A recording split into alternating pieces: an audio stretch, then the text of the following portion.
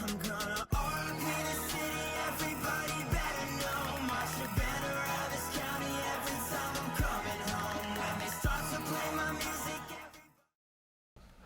Portland Metro Records presents Off the Record, featuring Hyjinx, otherwise known as Tyrone Collins. Yes. It's going to be a great week this week. Very excited to have him here. He's my first comedian to interview, so with that, Hyjinx. How you doing, man? Good How to you be doing, here. man? Good to see you. Yeah, good to be seen. Good to be seen. Yeah, so we were talking a little bit earlier, and you got your starts. Actually, like a lot of other comedians did, it all started in high school. Yeah. But you're not from around here. Where'd you go to high school at? I went to high school in Las Vegas. Grew up Las Vegas, actually originally from North Carolina. Oh, okay. Born in North Carolina, grew up in Vegas. Where were you born in North Carolina? Asheville. I was born in Fayetteville. Oh, okay, a little small. Yep, yeah, yep, you know, we're right just a little country town. We're just a rock throw away from each Heck other. yeah, heck yeah. So yeah, I grew up in Asheville, and I moved to Las Vegas like my 8th grade year of high Okay. school. Grew up out there, went to college in Utah, moved to Atlanta for a little while, and then I'm here in Portland. Been here in Portland since '97. Nice. So you were voted class clown at your high school. Yes. What was it like being a transplant in 8th grade in Las Vegas? It was. Have you ever seen The Country Mouse Goes to the City? Yeah. That's what it was like. I was a country mouse. I knew nothing about gangs, no idea about nothing when I went out there. So I was just like, my stupidity actually kept me from getting beat up a lot. You know, the Crips and Bloods didn't want to beat me up because I didn't know no better. So it Well, there you go. Ignorance man. is bliss sometimes. Good man. And then by a series of fortunate incidents, you end up in Portland. Yep. And you get introduced to, you were actually introduced to comedy as a kid. Your hero back then, your first hero was Eddie Murphy, and it's fascinating because, you know, there's so many people to look up to him. He's such a looming figure in the world of comedy. But your reason for his hero worship comes from what? That red outfit, man. Anybody that can wear a red outfit like that for an hour and a half and not sweat, that man is, Eddie Murphy. We got to work together, Eddie. Find me, man. We don't do something. Me and Eddie. As long as we don't do Metro over again. That movie, that was the only bad movie of Eddie's, but everything else was, I'm an Eddie fan. Maybe you could talk him into another Clump movie. I could do it, man. You know, I'd just be the voiceover for one of the animals. I don't even got to be in the movie. Just to be a part of it with him would be, oh man, be awesome. I'm dreaming.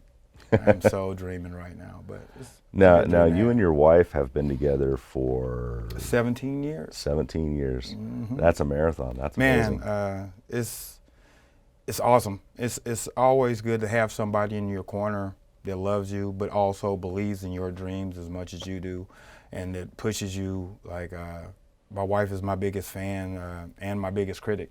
And Did she recognize your talent in the beginning? yeah, that's why she married me. She's Yeah. like, he's gonna be some money involved with this guy. I'm gonna marry him now before he gets on TV.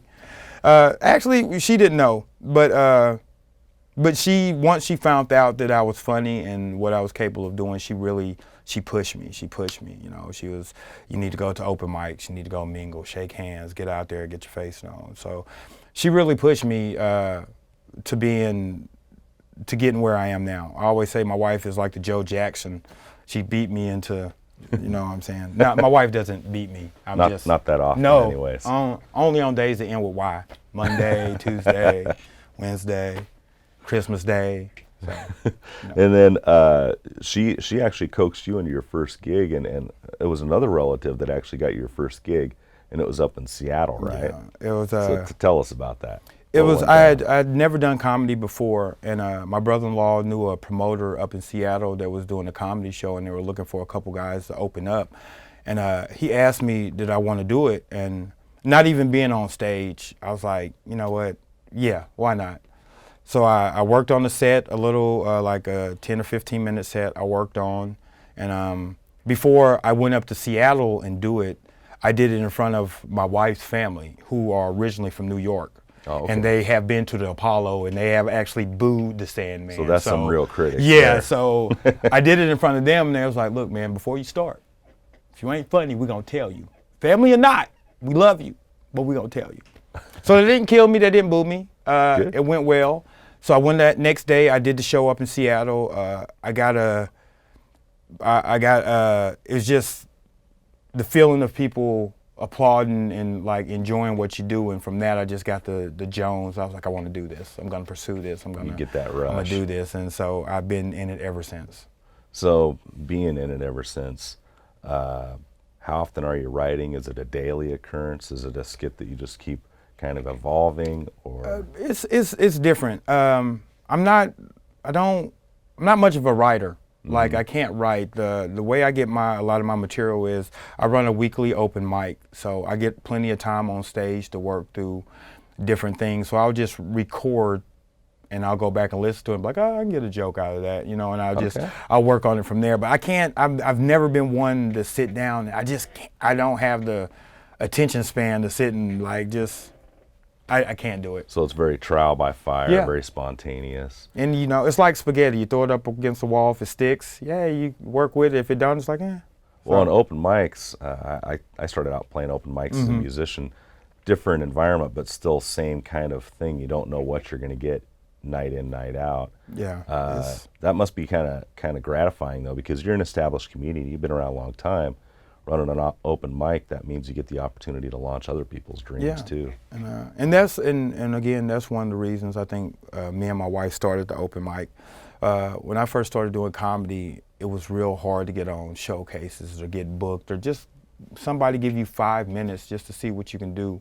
So our goal with our open mic was we're going to get people down here to do our open mic, and we're going to book them on shows. We're going to give them their first paid gig, and it may not be but a couple bucks here and there, but it's, you know, it's more of you're giving me an audience and a stage to do what I dream to do, and thank you for doing that, and we love doing that.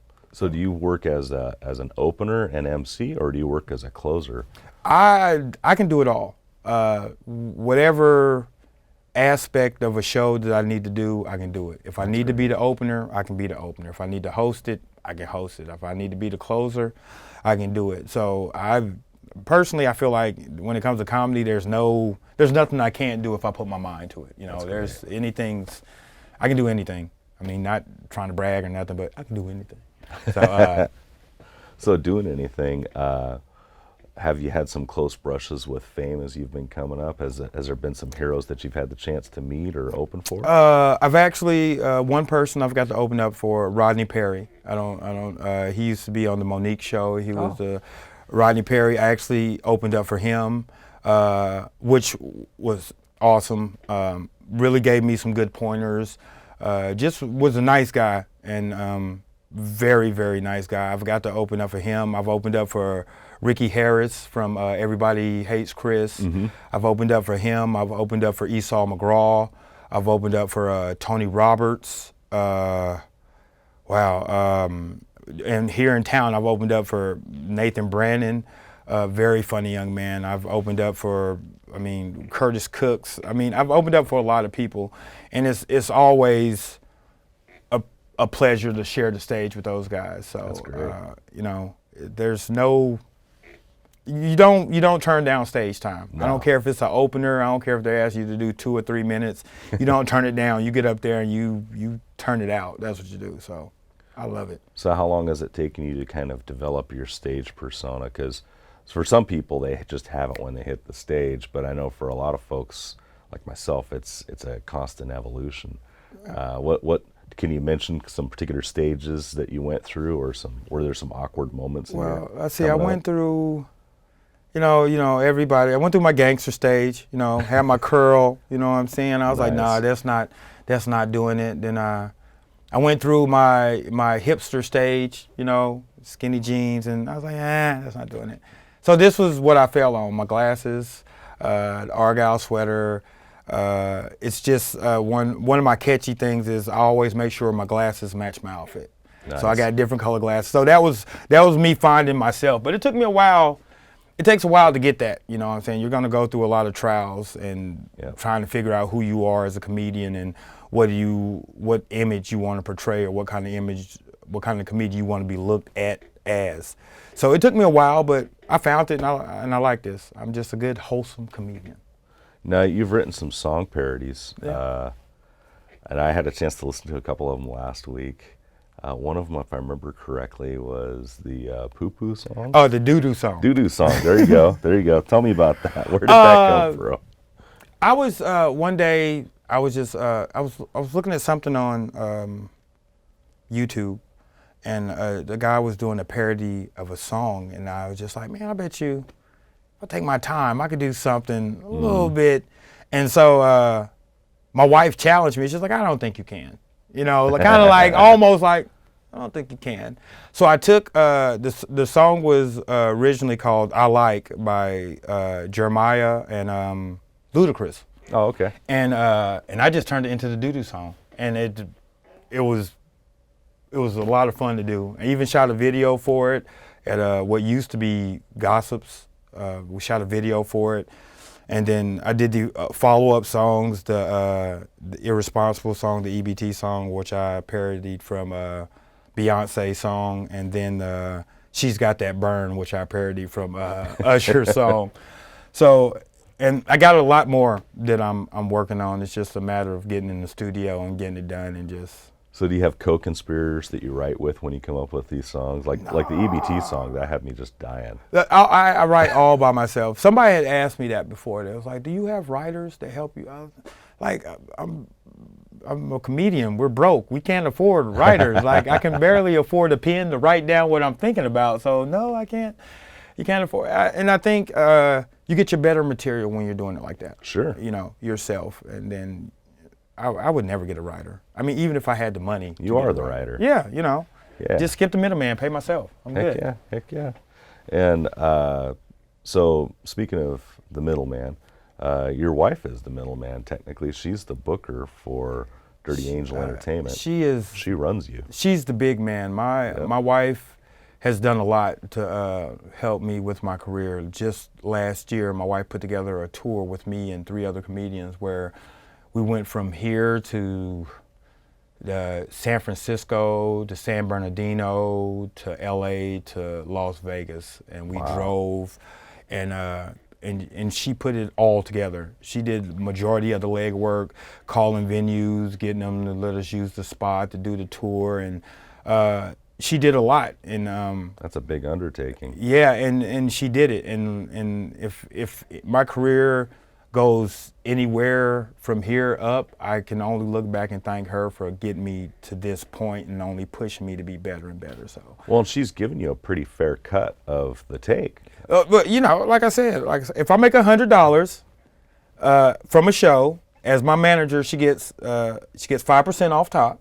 Mm-hmm. Then as my wife, she gets the other 95%. There you go. So yeah, she's covered. She's covered. I've done more free shows than I'd rare to talk about, but it's part of business. And the thing is, she would never do that, and that's one reason I got her to be my manager, because with other managers, I was having issues. With her, she looks out for me because she knows it's going to be the best interest for us as a whole. So having her as my manager has been great. Of course, Tyrone Collins, Dirty Angel Entertainment. Great job if you guys are looking for somebody to manage you. Commercial. And so, yeah. You said you host a open mic. Is it at a regular venue, or do you rotate around the Portland area? Right now, it's just at a regular venue. We do it at Duff's Garage, located over on 82nd Avenue. Yep. We do it there every Monday night. We do it kind of late, because there's a lot of mics going on Monday nights in Portland. The comedy scene is vast and big. So I do mine a little later, so to give people a couple chance to double dip, do 3 mics if they want to. Sure. So yeah, every Monday night at Duff's, and we also do I want to say like maybe a bi-weekly showcase that we put on there. We give them something to laugh about, and the House of Hyjinx comedy competition, which we have coming up here soon. So I'm there, and I'm also at the Northwest Cannabis Club, where I do a bi-weekly show there also. Wow, so a show out of a cannabis club. Who'd have thunk it? Yeah, actually, it works well. You wouldn't believe that most people are in there to laugh. Who would ever have thunk it? Like, that's awesome. So that's great. So your next show that's coming up, your next big show is a couple weeks in the offing, correct? The next big thing that I'm really looking forward to is coming up on the 29th of this month. It's the House of Hyjinx Comedy Competition number 5. This is our 5th comedy competition that me and my wife have put together, and we love doing it. And this is actually our first one that we actually have sponsors on board to help us out, to promote it, push it, and everything. So we're really excited about this, and we're looking forward to doing a lot more of these. So it's awesome. So with the comedy competitions, is it kind of a round robin kind of a competition? Is it based on crowd applause? Do you guys do it over a series of weeks? Well, no, we do it all in one night. It's 12 comedians, 3 rounds, one night. Wow, So that's what intense. we do is we start off with 12 comedians. The first round, every comedian gets 3 minutes. And I have actual judges that come in and judge. They're usually from bookers from other venues or people that have podcasts that's looking to book people. That way, the reason I do it like that is even if you don't win the competition, there's still a good chance you can get booked on another show. So it's still it's still a win-win. You're not going to lose anything. Yeah. So we do it all in one night. The judges, like I said, guest judges. This one that we got coming up, I'm excited because we have the future mayor of Portland, Jesse Sponsberg, coming out to be one of our guest judges. So I'm really excited about that. And it's just a lot of fun. It keeps you on your toes. Like I said, it's all done in one night. 3 rounds. We voted. At the end of the night, we crown somebody the champion. We give them $100 cash, and we also Dirty Angel Entertainment books them a 30-minute showcase where they're the headliner. We set it up around them. We promote it and push it, and we do all of that. So That's great. So that's a pretty neat way to get back to the entertainment community. and it's fun because we're probably one of the few comedy competition that there's no entry fee. So everything that me and my wife do is all coming from us. Wow. The money that we give out for the prizes, everything we do is coming out of our pocket. But it's a small price to pay to see some of these guys succeed and do some of the things they want to do.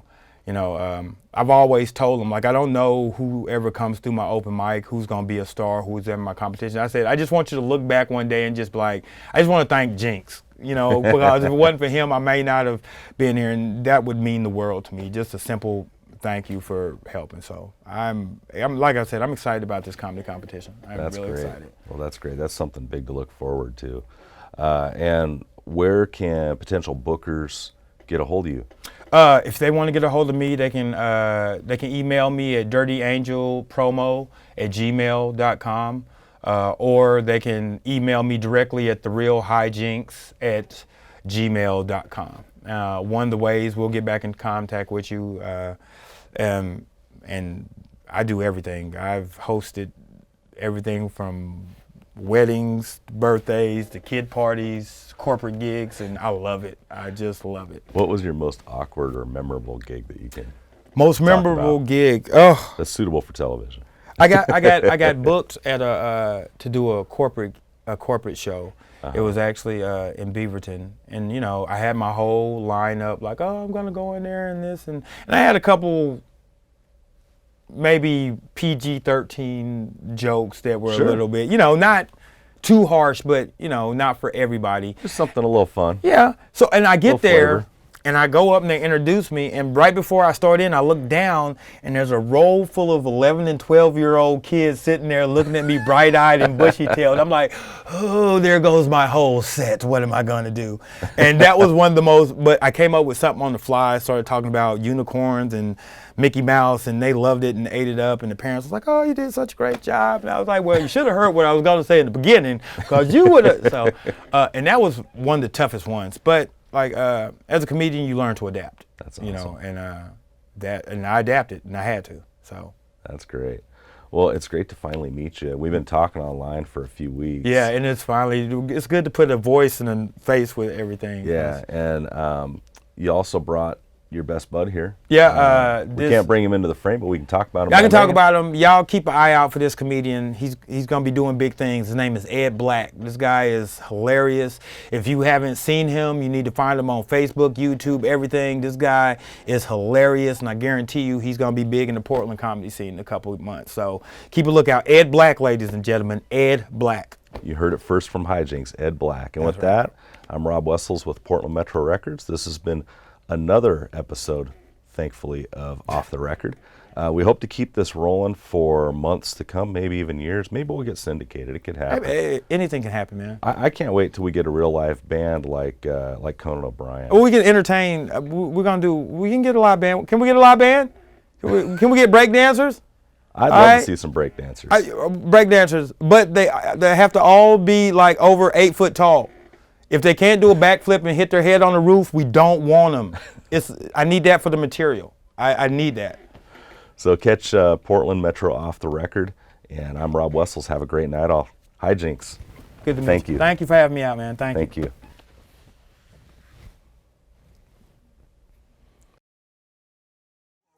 My preference. November 29, no doubt I was destined. All in due time, it'll happen, no stressing. Let it breathe, then apply pressure. Doing last round, competition better catch up. Never slay opponents and I spare none. Call a coroner, put them back together. Leave them all severed, they ain't on my level. Gotta be careful, wordplay clever. Hellraiser when I'm trailblazing. Winning on the road and it feels amazing. But when I come home, everybody's favorite. Get love from the city when they start parading. Celebration, they know the winner. We get things popping in the motor center.